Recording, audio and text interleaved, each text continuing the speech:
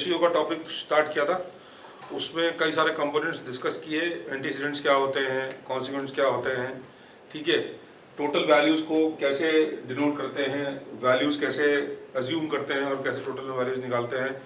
इसके अलावा basic features हमने देखे। मिक्सचर्स में एक दो क्वेश्चंस देखे थे जिनमें कि हम पर्टिकुलर मिक्सचर्स में अगर हम वैल्यू निकालना चाहते हैं कि किसी वैल्यू में या किसी मिक्सचर में कुछ क्वांटिटी ऐड करी या कुछ क्वांटिटी घटाई है तो उसके केस में हम क्या कर सकते हैं। इस तरह के कुछ क्वेश्चंस हमने देखे थे। उसी का एक्सटेंशन, चूँकि रेशियो, प्रोपोर्शन, परसेंटेज, ये कुछ ऐसे टॉपिक्स हैं जिनमें कि हम थ्योरेटिकल फॉर्म में बहुत सारी चीज़ें डिस्कस नहीं कर सकते हैं, हम न्यूमेरिकली एक्सप्रेस ज़्यादा कुछ कर सकते हैं। ठीक है, कि अगर हम न्यूमेरिकल्स को ज़्यादा फॉर्म में रखेंगे तो हमारे लिए it will be comparatively easy kind of process to understand the whole system which is being running to a certain extent. Okay, now maybe in future we will try to correlate all these four topics with each other, but first of all we have to look for every individual topic, what is the importance and how it is being forwarding to our next level. Okay, so again today we will take up some of the questions. कुछ questions अभी हम और discuss करेंगे जो आपको इस topic का थोड़ा और इंसाइट बताएंगे कि इसमें और हम क्या क्या कर सकते हैं, क्या क्या चेंजेस आ सकते हैं, क्या वैल्यूज अज्यूम हो सकती हैं, कैसे इसको हम पर्टिकुलर फॉर्मेट में लाके सॉल्व कर सकते हैं। तो वापस से हम एक ईजियर क्वेश्चन से स्टार्ट करते हैं। Like we had done in the previous lecture also, we started with a eager question, एक आसान क्वेश्चन से स्टार्ट किया था और फिर हम धीरे धीरे स्टेप बाय स्टेप कॉम्प्लिकेशंस की तरफ बढ़े थे। वही हम अब भी करेंगे, इजी क्वेश्चन से स्टार्ट करेंगे और फिर आपको हम बताएंगे कैसे कैसे हम चीज़ों को नेक्स्ट लेवल पे लेकर जा सकते हैं। ठीक है, स्टार्ट करने के लिए अगर हम ये अज्यूम करें कि आपके पास दो वैल्यूज हैं और उसमें से एक्स और वाई दो वैल्यूज हो गई।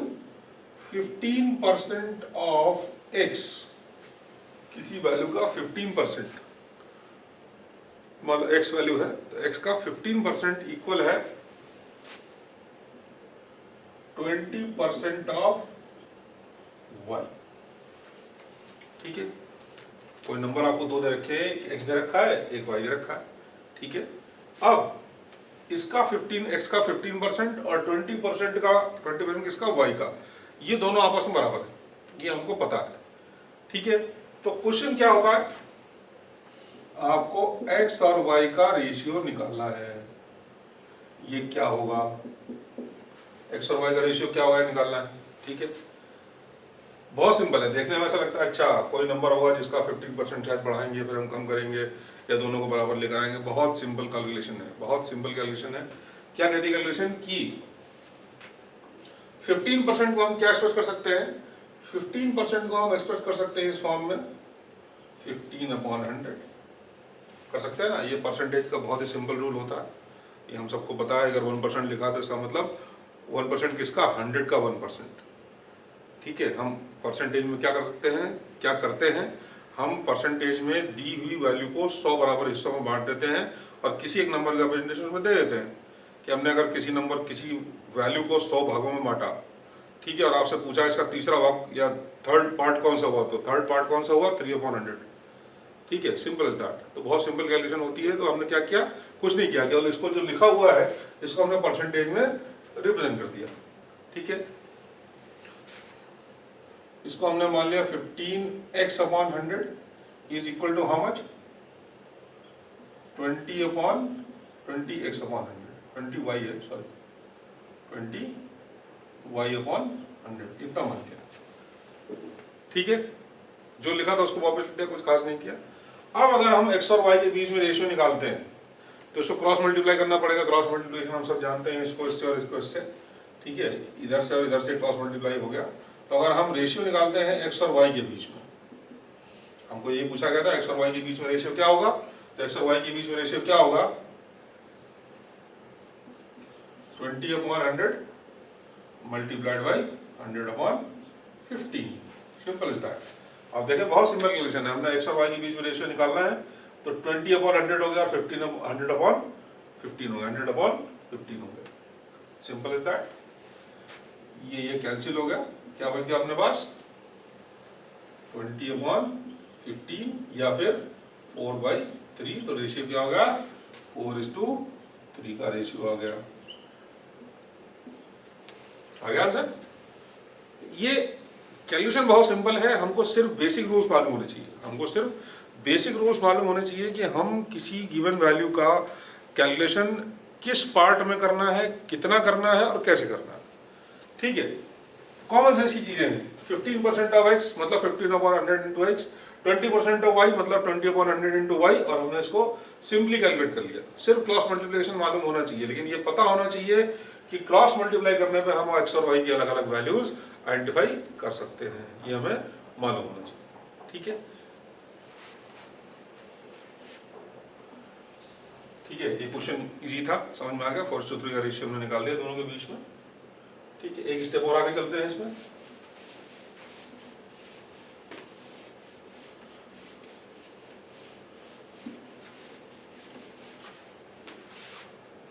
ठीक है, इसमें नेक्स्ट क्वेश्चन लेंगे हम। ठीक है, अगर आपको दिया हुआ है इफ वैल्यू दे रखी है x/5, x/5 is equal to y/8। ये ऐसा कोई क्वेश्चन आपको दे रखा है, ठीक है, या कोई फॉर्मुलेशन है जो आपको दे रखा है कि x/5 इज इक्वल टू कितना, y/8। तो उस केस में देन x+5 रेशियो y+8 क्या होगा। ठीक है, ये क्वेश्चन है। अब ये देखने में बड़ा मुश्किल लग रहा है, तो बहुत बड़ा मैथमेटिकल फॉर्मुलेशन इसमें लगेगा जिसके थ्रू ये सॉल्व होगा। ठीक है, क्या उसमें नंबर कहीं कुछ दिया नहीं है, कोई वैल्यू गिवन नहीं है, तो आप इसको कैसे सॉल्व करोगे वो। अब इसमें आपको निकालना भी क्या है, x+y वैल्यू आपको सेम दिख रही है कि यहाँ भी 5 है, यहाँ भी 8 है, उसमें भी 5 और 8 आपको दिया हुआ है। ठीक है, तो अगर हम इसको अलग अलग पार्ट में डिवाइड करते हैं, तो अब यहाँ पे हमको क्या वैल्यू चाहिए जिसके थ्रू निकल जाए, क्योंकि हम टोटलिटी में भी कोई, जैसे पीछे हमने टोटल वैल्यू निकाल ली कि 500 रुपये को 2 और 3 पार्ट में डिवाइड करना है, 2 + 3 5 हो गया, 2/5 इंटू 500 हमने निकाली, वैल्यू इजी है। वो भी हमको पता था, टोटल वैल्यू हमने 100 मान ली, कहीं पे हमने x मान ली, तो हमारे लिए आसान हो गया। अब यहाँ पे क्या मानेंगे, यहाँ पे मानने के लिए कुछ है नहीं, यहाँ ऑलरेडी x और y के फॉर्म में दिया हुआ क्वेश्चन, यहाँ पे क्वेश्चन ऑलरेडी आपको x और y के फॉर्म में दिया हुआ है। तो हम यहाँ पे अज्यूम क्या करेंगे, किसके अगेंस्ट क्वेश्चन सॉल्व करेंगे। ठीक है, तो स्टूडेंट्स हमारे पास इसमें एक कांस्टेंट वैल्यू अज्यूम करने का कंडीशन आता है। ठीक है, जिसको कि हम बोलते हैं क्या, जिसको हम बोलते हैं k। ठीक है, ये वैल्यू या ये कांस्टेंट मैथमेटिक्स में कई जगह कई अलग अलग कंडीशंस में आएगा, और आपको हर कंडीशन में इसका इस्तेमाल कैसे करना है ये आपको पता होना चाहिए। ठीक है, ठीक है, तो हम अभी करंटली इसका यूज क्या करेंगे, इसका यूज हम ऐसे देखते हैं कि x/5 equal to y/8 equal to k। हमने इसको एक कांस्टेंट वैल्यू मान लिया। ठीक है, अगर हम इसको इक्वल टू k मान लेते हैं तो उस केस में क्या होगा, x इक्वल टू कितना हो गया 5k और y इक्वल टू क्या हो गया 8k। ठीक है, सिंपल, आप अज्यूम कर सकते हैं x इक्वल टू कितना हो जाएगा 5k और y इक्वल टू कितना हो जाएगा 8k, अगर हम k के अगेंस्ट वैल्यू को कांस्टेंट मान लेते हैं। ठीक है, अब जब हम इसको फर्दर डिनोट करेंगे, इसको हम फर्दर डिनोशन दिखाएंगे, तो वो डिनोशन क्या आएगा, वो डिनोशन आएगा, इसमें देखते हैं रेशियो में लिख लेते हैं x+5/y+8। ये आपको गिवन था x+5 ये रेशियो में दे रखा है, तो अगर इसको a मान ले, इसको b मान ले, तो हम रेशियो क्या रिप्रेजेंट करेंगे, a/b रिप्रेजेंट करेंगे। तो वही हमने सिंपली यहाँ लिख दिया कि ये ऊपर वाला एंटीसीडेंट हो गया, नीचे वाला कॉन्स्टेंट हो गया, ये x+5 है और ये y/8 है। ठीक है, इक्वल टू हम वैल्यू क्या मान सकते हैं, हम वैल्यू मान सकते हैं 5k + 5/8k + 8। ये हमने प्रीवियस वाले यहाँ से निकाल लिया कि x की वैल्यू क्या लिख दिया 5k + 5 और 8k + 8। हमने सिर्फ इसको अलग अलग कर दिया कि यहाँ पे x की वैल्यू अलग डाल दी, x की वैल्यू क्या थी 5k और y की वैल्यू क्या थी 8k। हमने सिर्फ यही किया और कुछ नहीं किया, यही किया ना। तो x/5 x+5/y+8 इक्वल टू कितना हो गया 5k + 5 और 8k + 8, ठीक है। इसको सॉल्यूशन देखेंगे तो कितना आएगा 5/8, ठीक है। तो इसका मतलब क्या हो गया, x + 5 रेशियो y + 8 क्या आएगा 5/8। कितना सिंपल हो गया, ठीक है। अब हमारे पास अगर कांस्टेंट वैल्यू निकालने का या इसको डिनोट करने का या इसको इलैबोरेट करने का प्रोसेस मौजूद नहीं है, तब ये हमारे लिए प्रॉब्लम है, ठीक है। अगर हमको पता है कि हम किसी एक गिवन नंबर को या किसी गिवन वैल्यू को किसी कांस्टेंट वैल्यू के अगेंस्ट डिनोट कर सकते हैं, बता सकते हैं, तो शायद हमारे लिए इसको सॉल्व करना बहुत इजी हो गया, ठीक है। बहुत सिंपल तरीके से हमने इस कंपोनेंट को डिवीजन दिखा के और करके और यहाँ पे सॉल्यूशन दिखा दिया।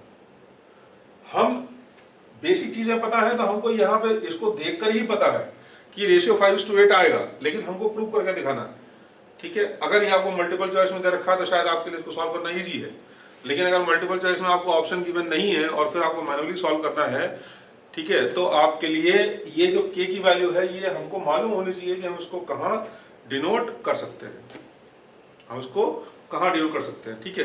अब इसी कांस्टेंट वैल्यू k का हम आपको एग्जांपल और देंगे जो थोड़ा सा आपको अंडरस्टैंडिंग को और इलैबोरेट करेगा, ठीक है। See, particular in mathematics only or in this kind of mathematics where we are supposed to deal with the topics of ratio, proportion, percentage and things like that, we always assume some basic components which are very common for finding the solutions, but still we try to find out the answers on our own, on the basis of our own common sense. Maybe at times it will give you probable answers, कभी कभी हो सकता है शायद आप अपने common sense के basis पे आंसर फाइंड आउट कर भी ले, मैं ये नहीं कहता, लेकिन हर बार नहीं कर सकते, ठीक है। हर बार ये ऑप्शन मौजूद नहीं होगा और हर बार आपको अपने कॉमन सेंस से आंसर मिल जाए ऐसा भी ज़रूरी नहीं, ठीक है। तो कुछ चीज़ों में आपको बहुत क्लियरली कंसेप्ट मालूम होना चाहिए कि भाई ये वाला क्वेश्चन या ये वाला इशू कैसे सॉल्व होगा मैथमेटिक्स का, ये रेशियो में स्पेसिफिकली, ठीक है। एक क्वेश्चन और लेते हैं, हम ये मान लेते हैं कि इसमें तीन लोग हैं जिनका नाम है ए, बी और सी, ठीक है। तीन लोग हैं, ए हो गया, बी हो गया और सी हो गया, ठीक है। अब इनकी जो सैलरी है, इनको सैलरी मिलती है, वो सैलरी 2:3:5 के रेशियो में दे रखी है। तीन लोगों की सैलरी 2, 3 और 5 के रेशियो में दे रखी है। तो अगर तीनों की सैलरी 50,000 रुपये है तो 2, 3, 5 को ऐड किया, 2, 3, 5, 5, 10 और आपने टोटल के गए जैसा क्वेश्चन लास्ट क्लास में सॉल्व किया था, आपने इजीली उसका सॉल्यूशन निकाल लिया। लेकिन अगर आपको ये कहा जाए कि इनकी सैलरी में, तीनों की सैलरी में, ए की सैलरी में 10% का इंक्रीमेंट, बी की सैलरी में 15% का इंक्रीमेंट और सी की सैलरी में 20% का इंक्रीमेंट होता है, तब नया रेशियो क्या होगा? अब नया रेशियो क्या होगा? अब यहां पे प्रॉब्लम है। बेसिक सैलरी को तो निकालना आसान था, कोई इशू नहीं था, ठीक है।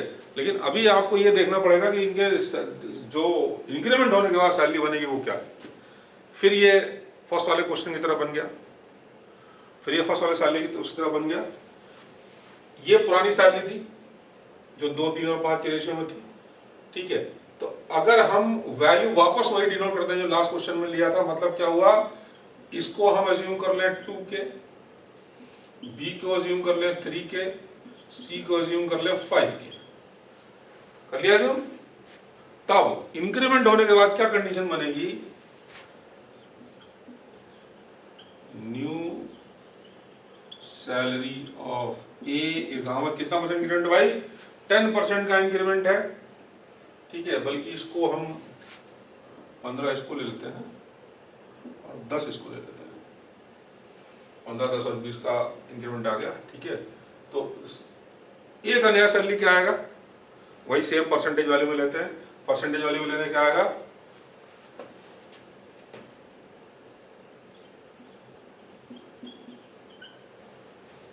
ऑफ कितने का, फर्स्ट कंपोनेंट क्या था, मल्टीप्लाइड बाई या इसको ऑफ लिख लें, मल्टीप्लाई हम बाद में करेंगे, ऑफ का मतलब ये से मल्टीप्लाई है ऑफ 2k।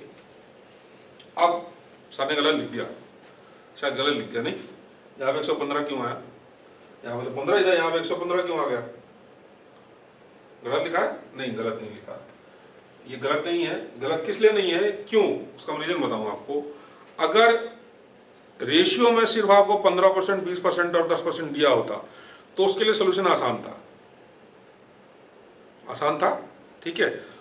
हम एक और assumption देते हैं आपको, जो आपको 2k दिया है, ये 2k क्या है, 100/100 है, ये इसकी टोटल सैलरी को रिप्रेजेंट कर रहा है जो अभी मिल रही है, जो ये सैलरी इसको मिल रही है वो 100% सैलरी को डिनोट कर रहा है, ठीक है। अब अगर 15% का इंक्रीज है, 15% का इंक्रीज है कितने में, 100% पे, तो अब इंक्रीज सैलरी क्या हो जाएगी, 15% की इंक्रीज के अनुसार 115/100, 115 हो गई, 100% पे या 100 रुपए पे 15% का इंक्रीमेंट, तो ये टोटल सैलरी और ये इंक्रीमेंट।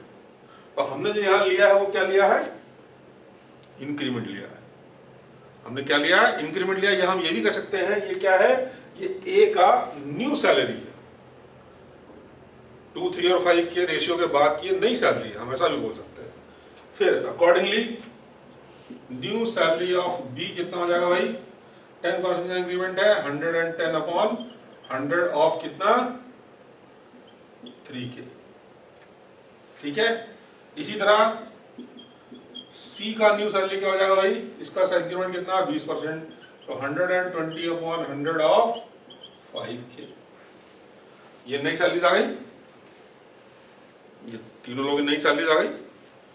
हमको सिंपल इसमें थोड़ा सा कैलकुलेशन कर लेते हैं कि इसको शॉर्ट डाउन करना चाहें तो ये अगर हम यहाँ पे देखते हैं तो कितना आना चाहिए, 23/10, ठीक है, ये कितना आना चाहिए, इसको के भी मान लेते हैं, 2 है ना, यहाँ पे मल्टीप्लाई करेंगे तो क्या आ गया, ये कितना आना चाहिए, 33/10 के, और ये कितना आना चाहिए, ये कितना आना चाहिए, 6k, आ गया, ठीक है।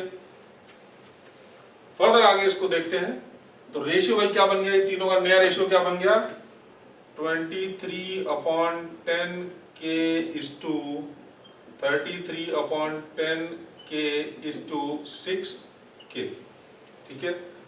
हम k कॉमन मान लेते हैं, उसको बाहर ले लेंगे, ठीक है।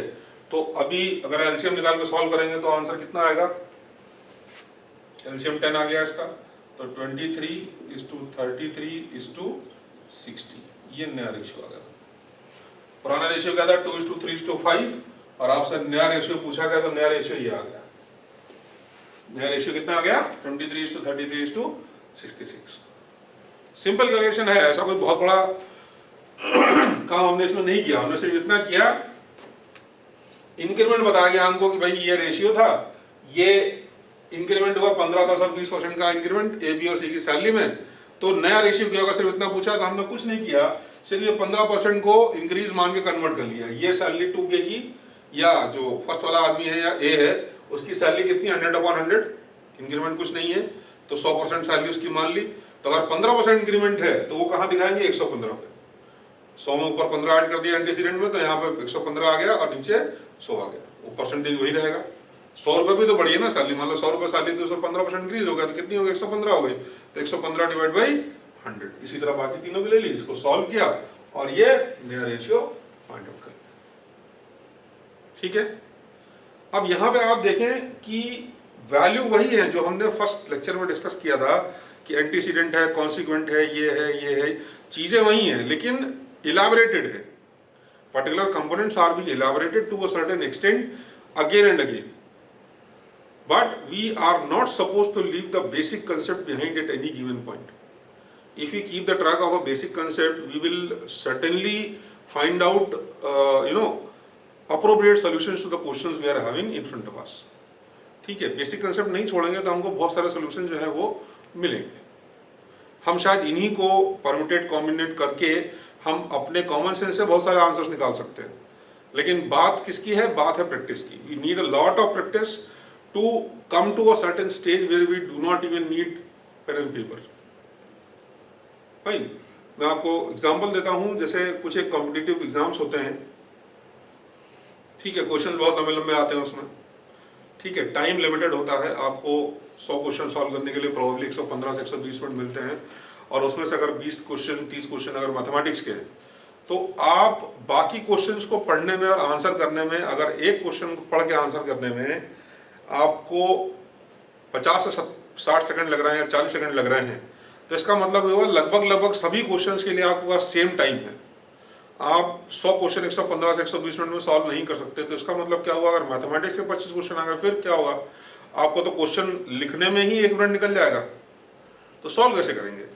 तो जो पेपर बनाते हैं कॉम्पिटिटिव एग्जाम्स का, वो ये मान के चलते हैं कि एग्जाम देने वाले ने इतनी प्रैक्टिस तो करी है कि वो ये क्वेश्चन को वर्बली सॉल्व कर सकता है, थोड़ा बहुत कैलकुलेशन करके इधर उधर पेन एंड पेपर पे, अदरवाइज ये by the word of mouth solve हो सकता है, गिवन क्वेश्चन आप दिमाग में सॉल्व कर सकते हैं, ठीक है, इतना मुश्किल नहीं है, ठीक है। तो खैर नहीं वो लेवल बाद में आता है, लेकिन फिलहाल आपको ये बेसिक चीजें, पॉइंट ये है कि आपको बेसिक्स को छोड़ना नहीं है, ठीक है।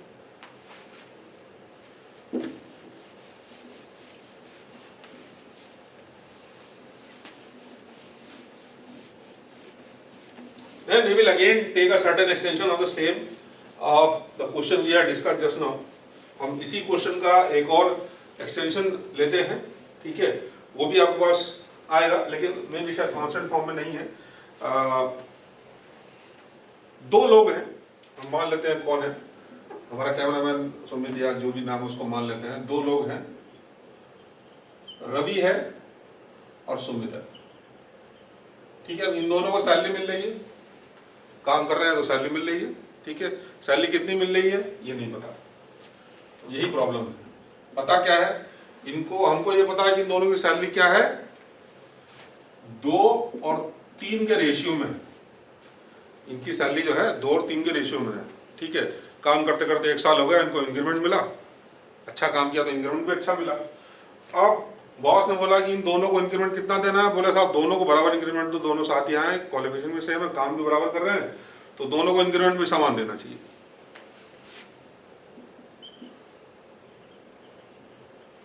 इंक्रीमेंट कितना हो गया भाई, 4000 ईच।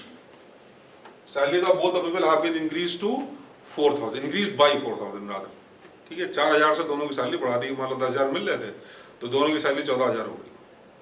रेशियो लेकिन डिफरेंट है, रेशियो डिफरेंट है, 2 और 3 का रेशियो है, इसका मतलब किसी को कम मिल रही थी किसी को ज्यादा मिल रही थी, लेकिन इंक्रीमेंट बराबर हुआ, इंक्रीमेंट बराबर हुआ। अभी इस क्वेश्चन में क्या पूछ रहा है कि पहले रेशियो था 2:3 का, पहले रेशियो था 2:3 का, अभी नया रेशियो क्या हो गया, इंक्रीमेंट होने के बाद ये पहला स्टेप, दूसरा स्टेप, तीसरा स्टेप, न्यू रेशियो कितना हो गया भाई, 40/57। न्यू रेशियो कितना हो गया, 40/57। अब क्या निकालना है, निकालना क्या है,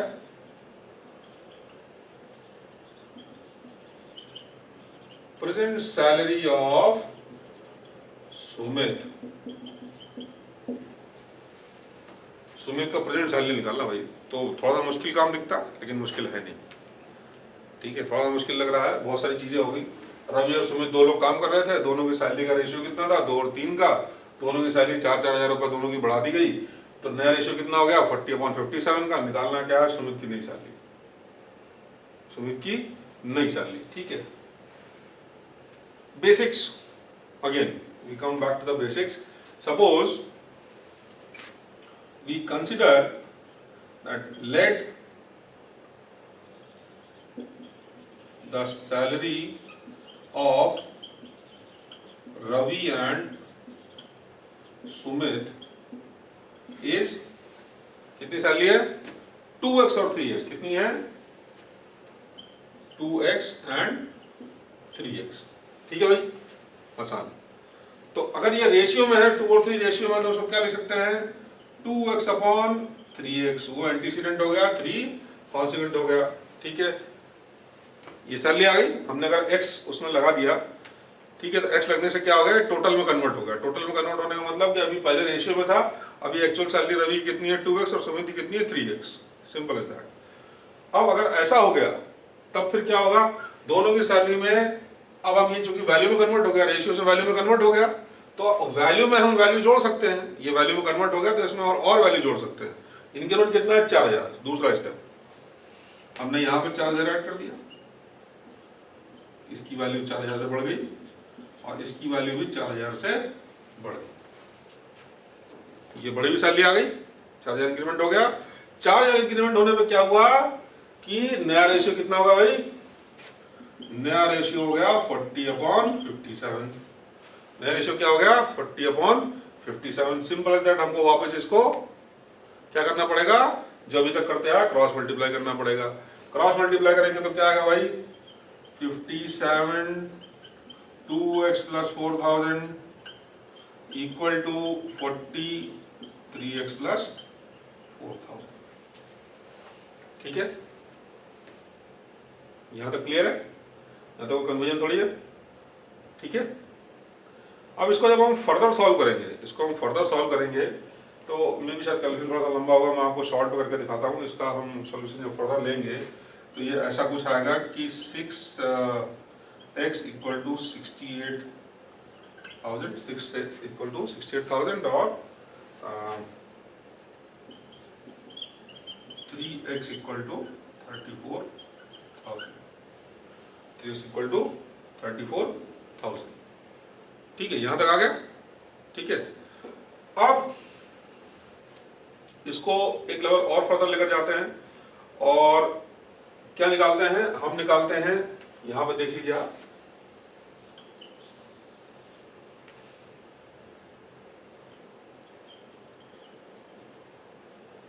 present salary of Sumit. Sumit का प्रेजेंट सैलरी निकालने की कोशिश करते हैं। ठीक है, तो सुमित की प्रेजेंट सैलरी में अगर हम वैल्यू एडिशन करते हैं सिर्फ इतना कि पहले कितनी थी, पहले कितना दे रखा था आपको, पहले दे रखा था 3x, तो उसकी वैल्यू थी। और ये कौन है, ये फर्स्ट वाला कौन हो गया, एंटीसीडेंट है, इसका मतलब ये रवि हो गया, ये कॉन्सिक्वेंट है तो ये सुमित हो गया। इतना तो हमें पता है, तो इसका मतलब प्रेजेंट सैलरी सुमित की पूछी गई है ना, प्रेजेंट सैलरी ऑफ सुमित पूछी गई है, तो सुमित की प्रेजेंट सैलरी कितनी है 3x + 4,000, 3x + 4,000।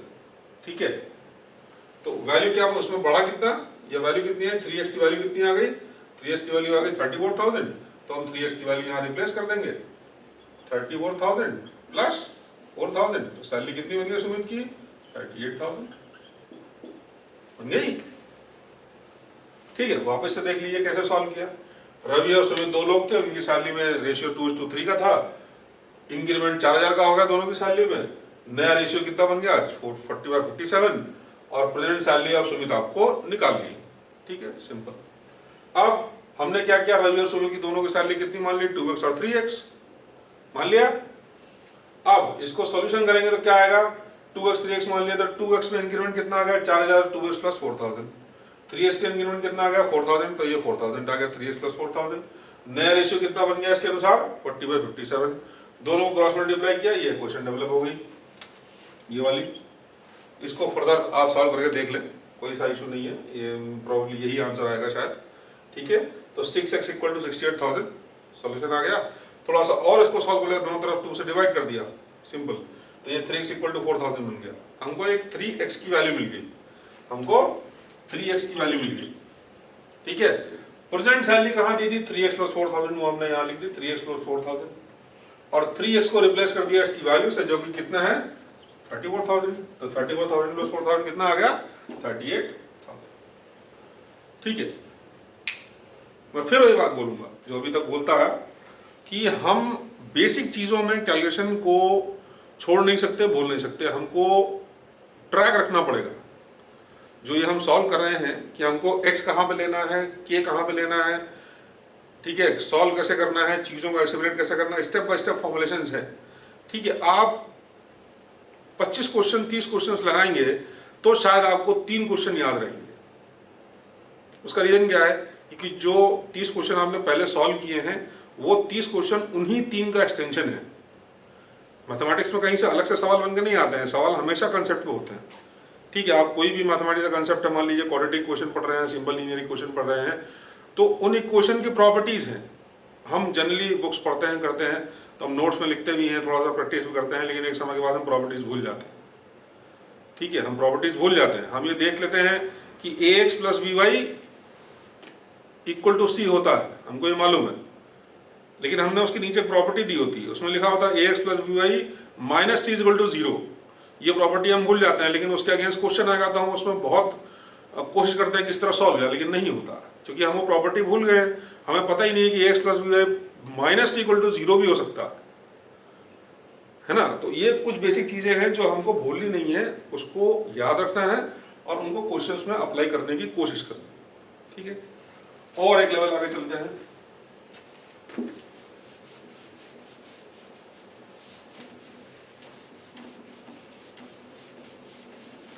See, ratio, proportion, percentage and even variation, all these are linked to each other to a certain extent. This I had told you in the earlier lecture also. These are no somewhat related to each other. Components or the basic concepts are the same, but we just have to make a difference on our own basis. Thus one concept has to be intermingled with the other one. Ratio proportion का बहुत अच्छा इस्तेमाल percentage में होता है, percentage का बहुत अच्छा इस्तेमाल रेशियोज में होता है, जैसा कि आपने भी देखा। ठीक है, तो दोनों इंटरलिंक कनेक्शंस हैं। ठीक है, क्वेश्चंस एक दूसरे के ऊपर डिपेंडेंट है, और भी बहुत सारी चीज़ें हैं जो आपस में जुड़ी हुई हैं। जैसे जैसे हम आगे बढ़ेंगे आपके सामने आएगा। ठीक है, हम एक क्वेश्चन और लेते हैं। ठीक है, अब इसमें बेसिकली परसेंटेज में अगर क्वेश्चन हम मान के चलते हैं तो कुछ ऐसे भी क्वेश्चन आते हैं इसमें नंबर्स के परसेंटेज वैल्यू के बेसिस में भी आपने 3 क्वेश्चन देखे। अब इसका और क्या फॉर्मेट हो सकता है?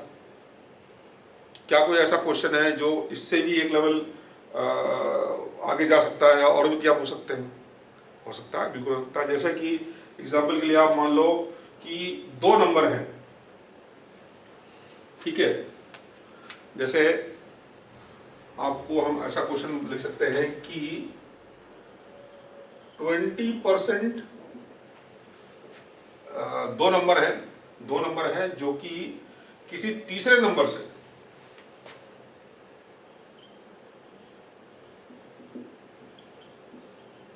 More than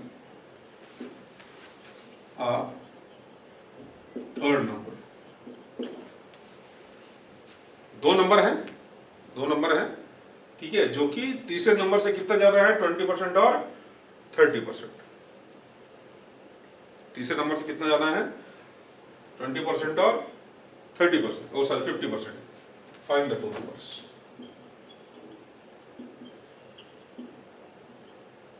find the 2 numbers. अब यहां पे तो आप लोग कुछ भी नहीं दिया हुआ, फिर भी बात है, अब जो कुछ भी नहीं दिया हुआ, 2 नंबर हैं जो किसी तीसरे नंबर से 20% और 50% ज्यादा है, दोनों नंबर बताओ। तो ये, या चलो रेशियो बताओ। ठीक है, इसको हम नंबर नहीं निकाल के हम रेशियो निकालने की कोशिश करते हैं। पहले find the ratio of 2 numbers, find the ratio of 2 numbers. ठीक है, रेशियो निकालने की कोशिश करेंगे। ठीक है, find the ratio of 2 numbers. ठीक है, अब यहाँ पे क्या करेंगे? यहाँ पे हम फर्स्ट नंबर मान लेते हैं। कितना परसेंट ज्यादा? अभी लास्ट वाले सैलरी वाले क्वेश्चन में हमने चीज देखी कि फर्स्ट नंबर कितना हो गया? 20% ज्यादा है, तो टोटल में कितना हो गया? 120% ऑफ x। 120% ऑफ x मान लो तीसरा नंबर है। यहाँ पे लिख भी ले हम वाले, यहाँ पे आप अज्यूम कर लें, let third number equal to x।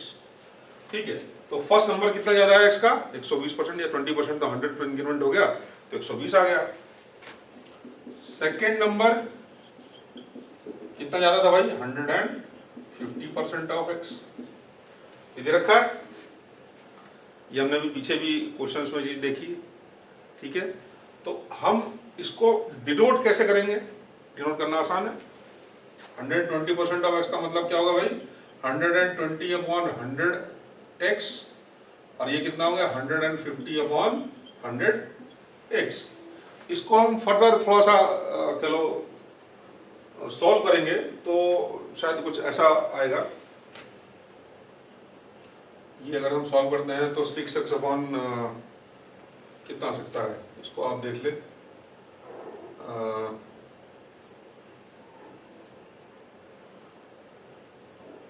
6x upon 5 मान लो इसको आप, 6x अपॉन 5 यहाँ पे आ गया, और ये कितना आ सकता है भाई, 150 0 3 कट गया, 3 अपॉन 3x और 2, 3x अपॉन 2 आ गया। ठीक है, ये तो हम इन्हें एज्यूम कर लिया कि फर्स्ट नंबर का परसेंटेज इंक्रीमेंट यहाँ पर 6x और 5 आ गया, यहाँ पर दूसरा कितना आ गया 3x और 2। हमको दोनों नंबर मिल गए। अगर हमने टोटल में काउंट किया था तो रेशियो कितना हो गया 6x upon 5 ratio 3x upon 2। इसको हम फर्दर सॉल्व करेंगे तो हमको प्रोबेबल रेशियो कितना मिल जाएगा 4:5। कितने लाइन लगे, 1 2 और 3 लाइन में क्वेश्चन सॉल्व होगा। ये हम मैनुअली भी कर सकते थे, बिना किसी कैलकुलेशन के भी कर सकते थे, बहुत आसान था ये। लेकिन सिर्फ समझने की बात है, सिर्फ थोड़ा सा अगर आप ध्यान देंगे चीजों में तो आपको पता लगेगा कि नहीं निकल सकता है। आपसे दिया क्या है, पूछा क्या है और कंसेप्ट क्या है, ये दो ही चीजें होती हैं जो अपने को ध्यान में रखनी होती है कि क्वेश्चन में आपको क्या क्या कंपोनेंट गिवन है, एक चीज। दूसरा आपसे एग्जैक्टली पूछा क्या गया है, और तीसरा पॉइंट क्या हो गया कि आपके दिमाग में कंसेप्ट कितना क्लियर है। ठीक है, वो तीनों चीजों का मिक्सचर आपको सही सॉल्यूशन तक पहुंचाएगा। ठीक है, तो ये थोड़ा सा अपन कॉमन सेंस और बाकी चीजों पर ध्यान रखेंगे, कंसेप्ट को नहीं छोड़ेंगे तो हमारे लिए आंसर निकालना कंपैरेटिवली आसान हो जाएगा। ठीक है, ओके। ठीक है, अब इसमें फाइनली हम एक थोड़ा सा और इसी परसेंटेज पे और रेशियो के कनेक्शन पे हम एक और क्वेश्चन करके देखते हैं। ठीक है, इसी से रिलेटेड कंसेप्ट है, बहुत मुश्किल नहीं है, समझना आसान है। ठीक है, अभी तक आप परसेंटेज के लेके और रेशियोज को लेके या कह लो आप कांस्टेंट वैल्यूज को लेके थोड़ा सा क्लैरिटी आ गई होगी। एक लेवल और हम फर्दर चलते हैं। ठीक है, अब हम सपोज करते हैं कि किसी कॉलेज में, कोई स्कूल या कॉलेज है, ठीक है, वहाँ पे आपके 3 तरह की सीट्स हैं। ठीक है, 3 तरह की सीट्स हैं। ठीक है, मैथ, फिजिक्स और बायोलॉजी है। स्कूल में आपको क्या दे रखा है भाई, मैथ दे रखा है, फिजिक्स दे रखा है और बायोलॉजी दे रखा है।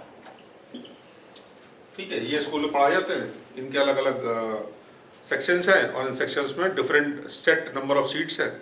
ठीक है, तो इसमें जो रेशियो आपको गिवन है वो दे रखा है 5:7:8।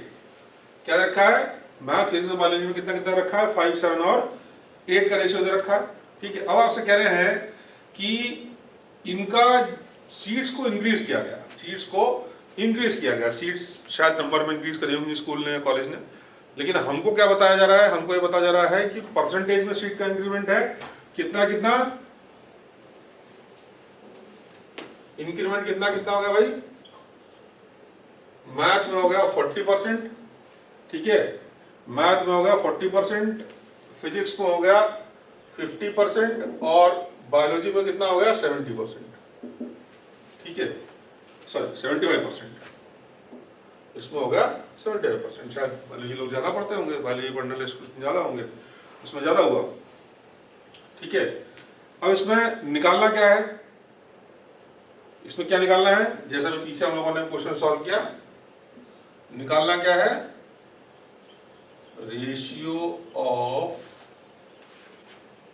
इंक्रीज्ड सीट्स, ये निकालना। ठीक है, तो फिर वही वापस बहुत सिंपल सा काम है जो अभी तक हमने किया। ठीक है, हमने टोटल वैल्यू पे इसको x एज्यूम कर लिया, तो ये रेशियो किस में कन्वर्ट हो गया, 5x, 7x और 8x में कन्वर्ट हो गया। ठीक है, अब हमको क्या लेना है, इंक्रीमेंट किससे हुआ, इंक्रीमेंट कितना कितना हुआ, 40%, 50% और 75%। कितनी वैल्यू पे, 100 पे, तो इंक्रीमेंट कितना काउंट होगा, पहले वाले के लिए कितना काउंट होगा, मैथ्स के लिए काउंट होगा कितना, 140% ऑफ 5x। फिजिक्स के लिए क्या काउंट होगा, 150% ऑफ 7x और बायोलॉजी के लिए क्या काउंट होगा, 175% ऑफ 8x होगा सॉल्व। ठीक है, इसको हम फर्दर थोड़ा सा डिनोट करेंगे तो क्या लिख सकते हैं, इसको हम लिख सकते हैं 140/100 इंटू 5x पहला। ठीक है, दूसरा हम ले सकते हैं 150 यहाँ पे ले लें अपॉन 100 किसका 7x, और तीसरा हम ले सकते हैं 175/100 इंटू 8x। ठीक है, ले सकते हैं क्योंकि इंक्रीमेंट वैल्यू है, पहले लास्ट क्वेश्चन हमने सॉल्व किया, ये इंक्रीमेंट वैल्यू है तो ले सकते हैं, कोई इशू नहीं है। ठीक है, इसको फर्दर थोड़ा सा कह लें आप इलाबरेट करेंगे या इसको सॉल्व करेंगे तो हमारे पास क्या क्या वैल्यू आ सकती है। इसको अगर हम फर्दर इलाबरेट करते हैं तो हमारे पास वैल्यू आ जाएगी कितनी, ये तो बहुत ईजी है, ये 7x आ जाएगा। ठीक है, बहुत अच्छी बात है। ये कितना आ जाएगा, ये आ जाएगा अपने पास 21x/2 और ये आ जाएगा 14x। आप सॉल्व करेंगे तो आपको ये मिल जाएगा, इतना कोई मुश्किल नहीं है। ठीक है, थोड़ा सा सोल्यूशन निकालेंगे आ जाएगा। अब वो रेशियो में हम वापस सॉल्व करते हैं, कितना कितना आ गया भाई, जो एलसीएम लेना पड़ेगा 7x रेशियो 21x/2 और 14x ये आ गया।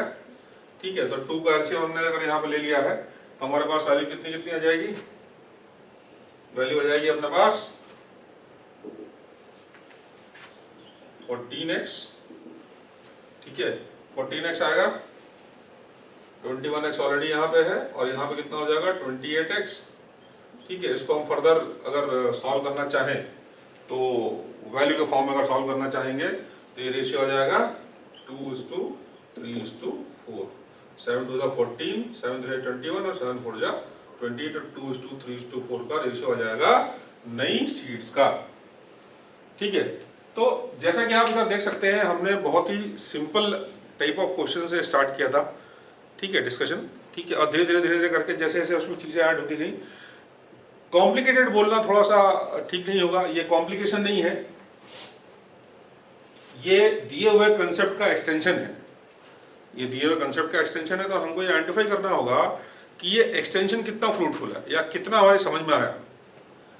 ठीक है ना, अगर किसी कंसेप्ट का एक्सटेंशन है तो वो कहीं भी किसी भी लेवल पर, इसका और भी बहुत फर्दर एलाबोरेशन है लेकिन वो फर्दर एलाबोरेशन अपने सिलेबस पार्ट में कवर अप नहीं होता है, जितना होता है वो हमने डिस्कस कर लिया यहाँ पे। ठीक है, but then again there are certain aspect, there are certain domains where these particular concepts which we had discussed are being taken to a next level.